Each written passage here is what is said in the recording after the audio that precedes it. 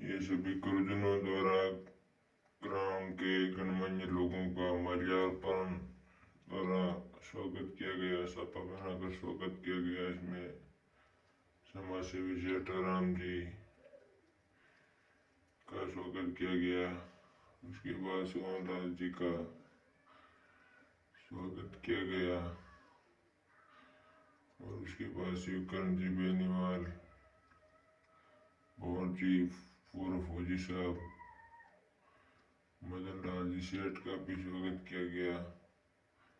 सुंदराम जी देड़ू मंडल सदस्य यशाराम जी बेनीवाल का भी स्वागत किया गया। बियाराम जी लोम रोड का स्वागत किया गया। लेकराम जी लोम रोड का भी स्वागत किया गया। शिवलाल कोऑपरेटिव अध्यक्ष का भी स्वागत किया गया। उमाराम जी जाट सावटियावास, बुद्धाराम जी लोम रोड का भी माला पहनाकर स्वागत किया गया। मदन लाल जी का भी, बुद्धाराम जी बामा सचो